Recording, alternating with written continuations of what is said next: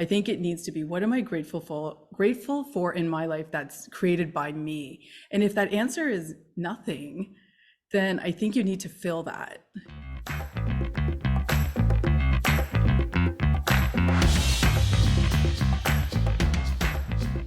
Hello and welcome back to another episode of the Thrive State podcast. I'm your host, Dr. V, triple board certified MD and performance and longevity expert.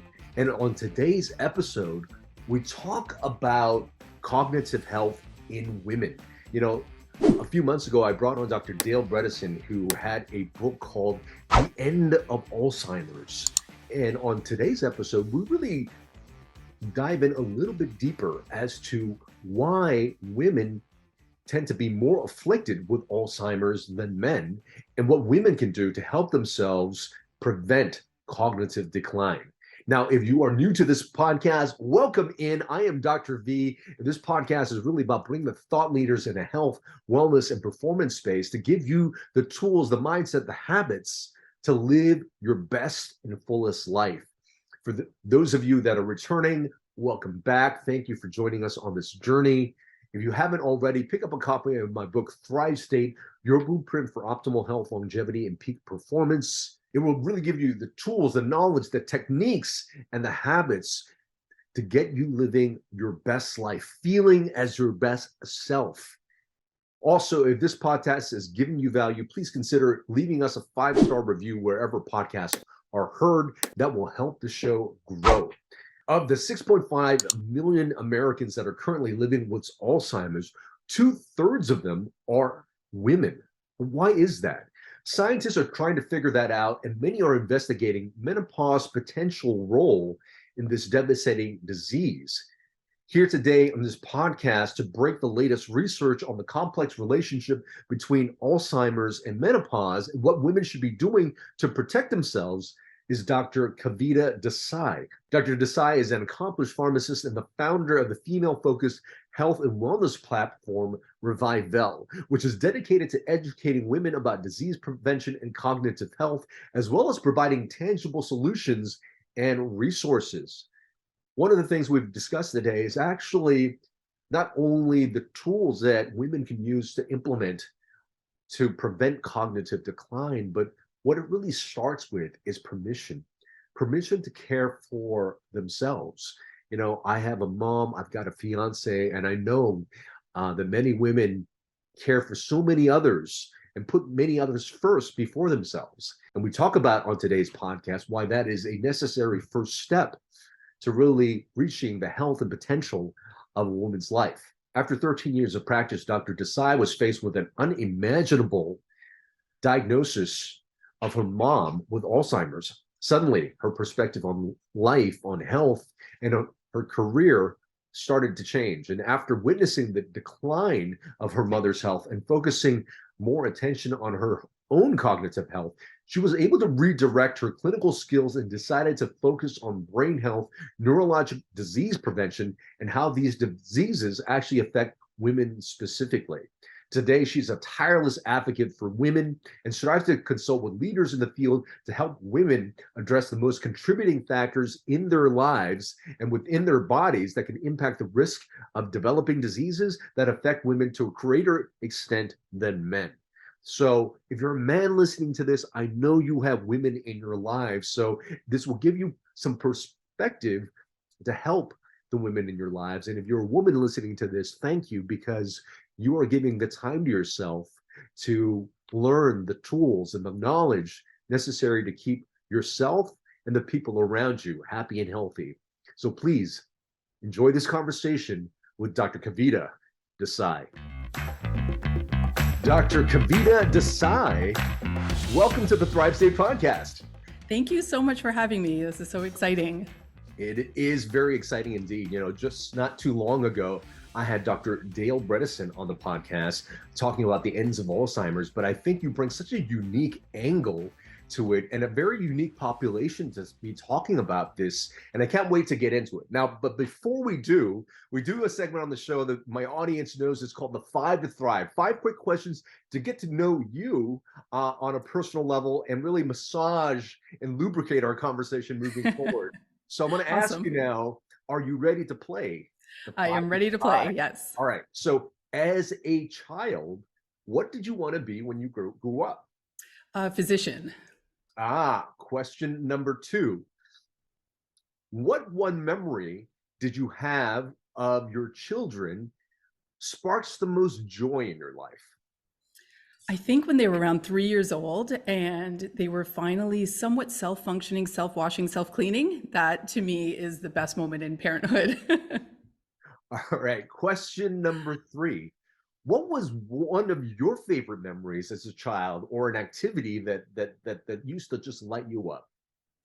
uh, Probably singing. I didn't actually start taking singing lessons until I became an adult, but as a child, I loved to sing and I have loved it my whole life. Oh, amazing. Which brings us to question number four, which is if I were to hand you a mic for a karaoke song, what is your go-to song? Oh, that's a tough one. Probably Celine Dion's, what's the one from Titanic? My Heart Will Go On. Oh wow, it's my I know, my mom's corny. favorite too. She's a karaoke herself. And question number five is, how would you like to be remembered? I would like to be remembered having helped humankind in some way or another. Oh, well, fantastic. Well, five questions there, five to thrive. You win the game. And I tell people whenever I meet them in person, those people that have won it, we get a very healthy meal on me. So I hope to be meeting you at some health conference in the near future. I know you live in Barbados now. We do, Um, yes. let's talk a little bit about your journey and where we've come because I'm so excited about your company Revivele and because I know the mission and what you want to do. But where did this all start? I know you were a pharmacist, coming up.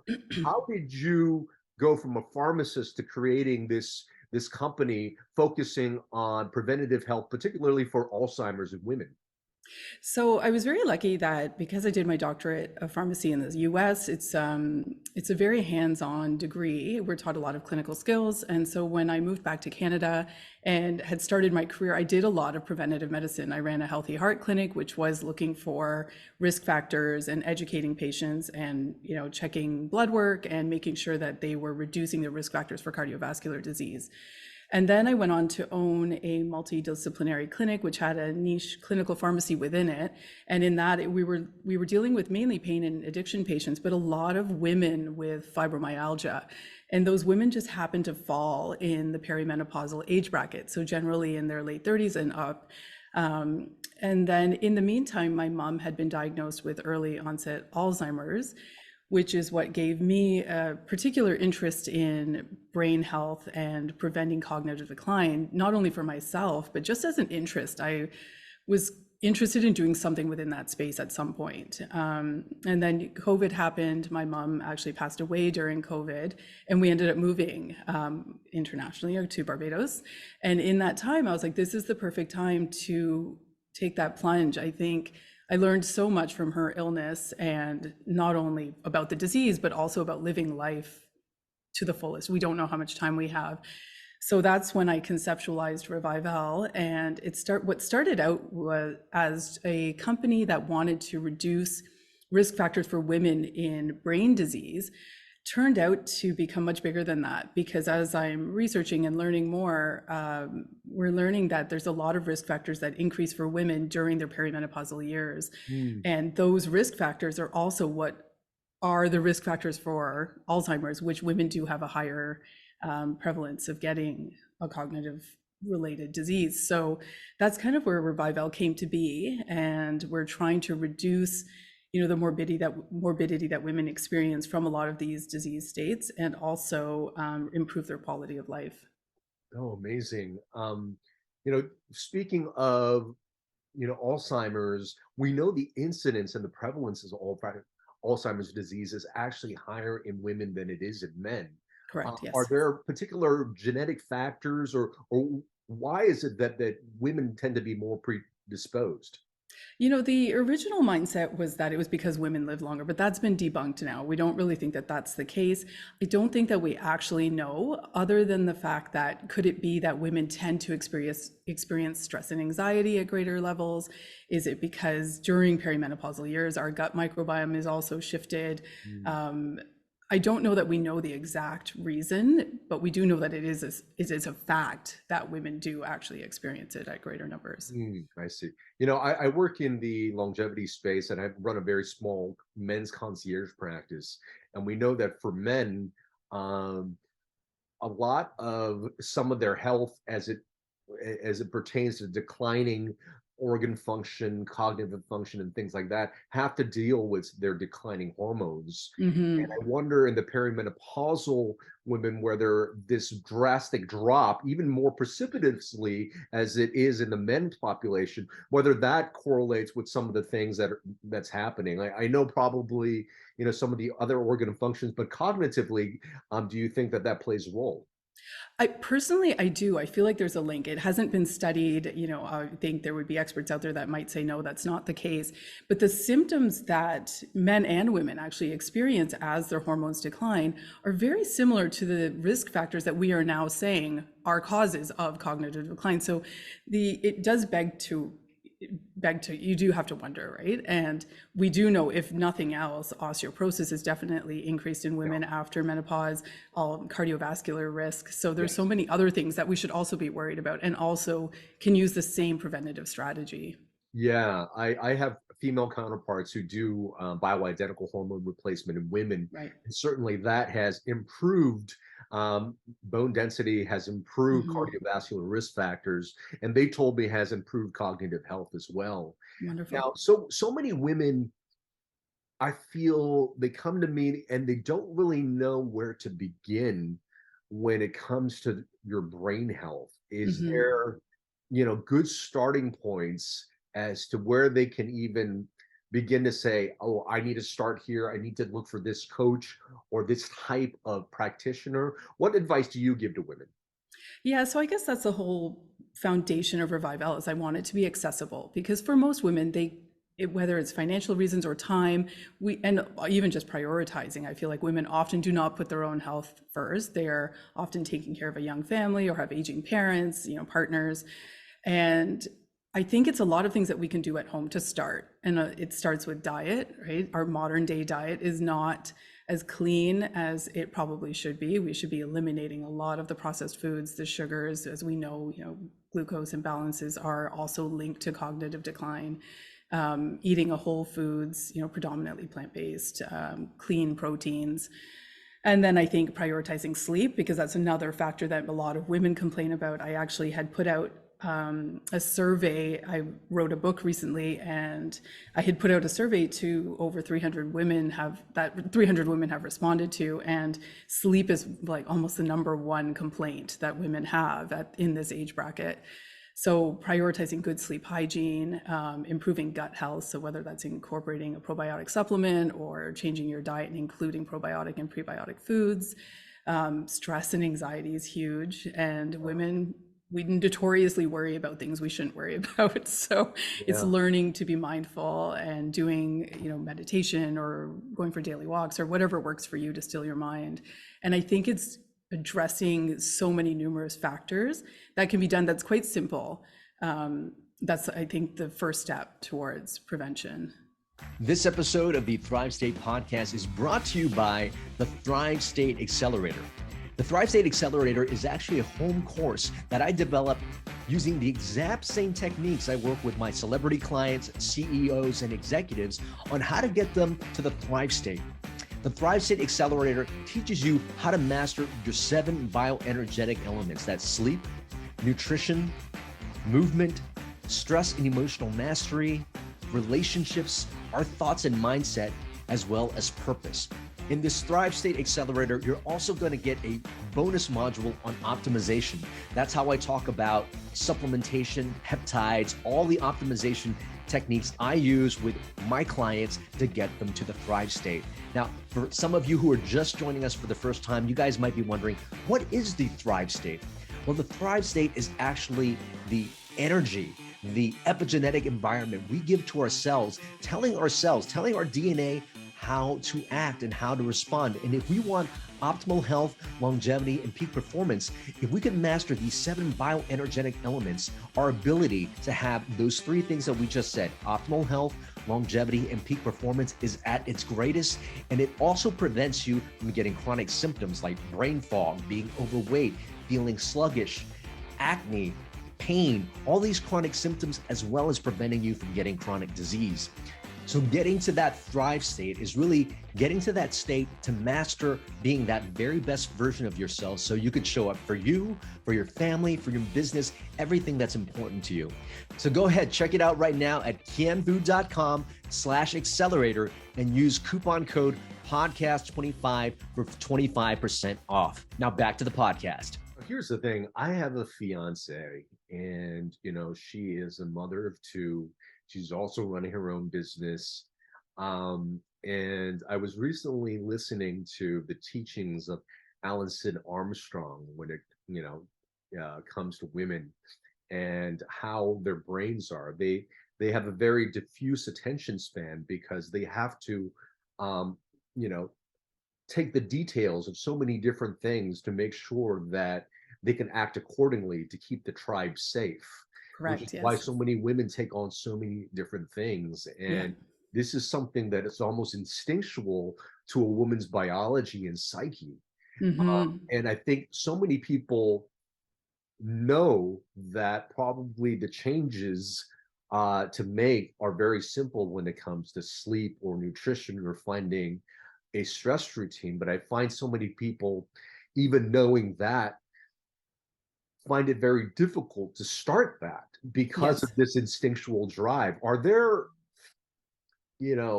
what would probably be the first steps a woman could do to say, look, you know what? I really need to kind of focus on myself right now and distance themselves from all the other things that they feel responsible for.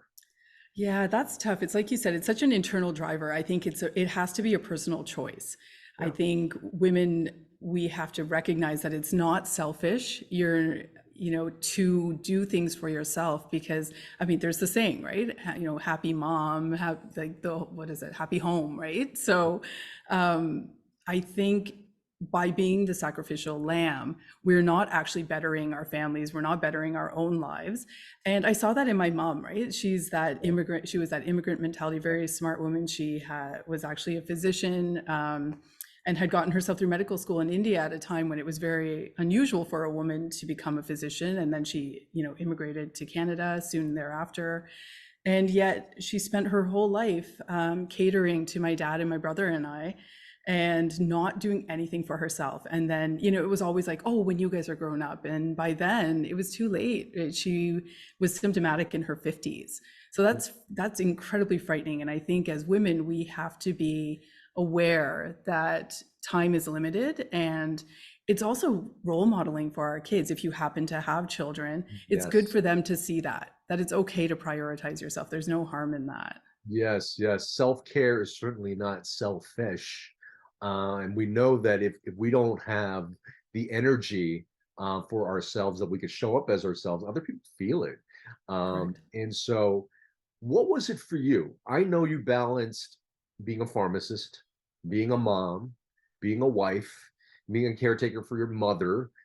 Um, what was that initial thing that you did that was able to snowball its way to more and more self-care? Was there an initial practice that you're like, you know what, I'm going to take maybe just a couple minutes and do some breathing or yoga or a class? What was it that was the first snowball thing for you to do?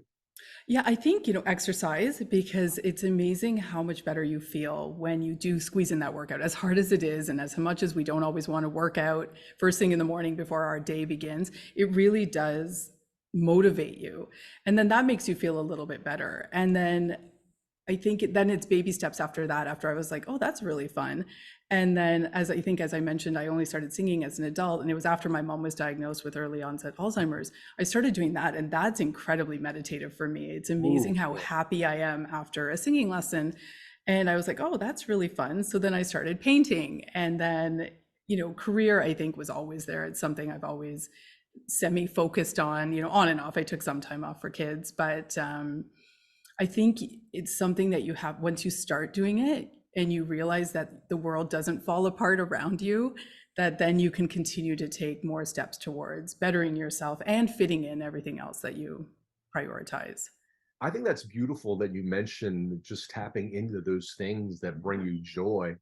Stephen Kotler, uh, talks about flow in people, that there are, for each particular person, there are things that we can do, activities that we do that quiet down this default mode network, this programming that kind of keeps us looking out for what's wrong in the world. And when we are able to quiet those things down, creativity, joy, and we get lost in time happen. And I think when you talked about the singing, when you talked about the painting, it seems like that is probably your primary flow activator. Yes, I totally agree. And I didn't even know that I liked to do those things or could do those things. I feel like, when you're in the sciences, you kind of shut everything else out. And, from an Indian family, everything was like, do school and do it well. So it was neat to discover a whole other side of me that can be different than the other things that I do. Amazing. So let's talk about, the flow. No, let's talk a little bit about permission, because it seems, with my fiance, at least, sometimes just allowing yourself the permission to give to yourself is a big thing. And I wonder, one, can you speak to maybe how difficult it is for women to say yes to themselves? And two, how to finally say, no, you can do this, and start to tap into the things that potentially bring up those feelings of joy, and enjoyment and fulfillment, like the singing and the painting that you have done. Yeah, so referring back to that survey that I said I had put out, that was another factor. One of the questions on there was, do you take steps for your own health and your own well-being? And, of course, the majority of women were, responded that no, I don't have time, or I feel guilty if I do. And that it's shocking and it's saddening, right? That I think in society we've kind of created this notion that as a mom or as a wife, as a partner, as a career woman, whatever your demographic may be, that you have to put 100% into that and zero into yourself. Mm. And I think it really takes an internal driver. And I think it maybe means hearing it over and over again, that it's okay to put yourself first, because I think a lot of us are also very externally validated, right? We almost need to hear somebody else give us permission to say, and maybe that comes in from family members, that family members can encourage mom, wife, spouse, daughter to put a little bit of effort into herself. And I think it'll come with time. I think as more and more women start prioritizing themselves and saying that. And I think once you cross that line, it becomes significantly easier. I think once you do that one little thing for yourself, even if it's just shutting the door and reading for 20 minutes a night and no one bothers you, or, taking a girl's weekend away, or, whatever your passion is, I think. And that's the thing, it has to be very personal. I think if it's not, and you're doing it again for somebody else, that's not what will bring you the joy you need to be happier in life. Yeah, for all the husbands and the partners out there, I would encourage you, if you do have kids, picking up the kid and playing with the kid for a little while and allowing your partner to have that personal time is just so important. Mm-hmm.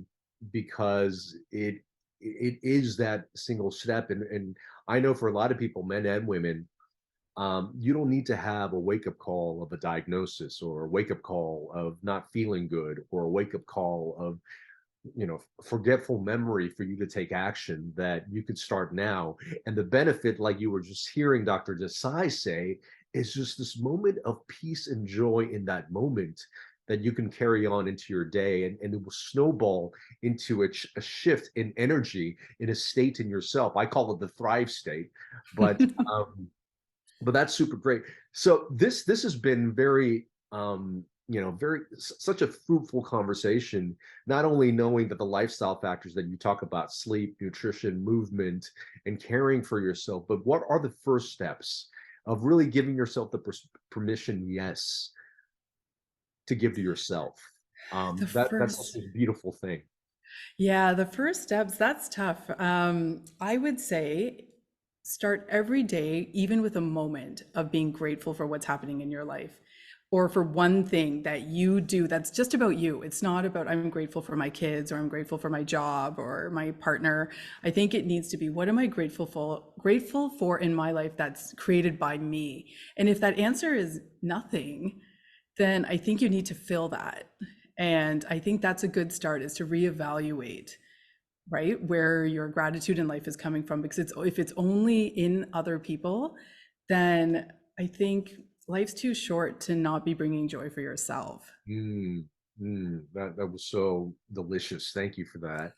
Um, I could really see the vision of where you want to take it, but what can people expect from Revivele coming in the next couple of months, and what's your vision long term?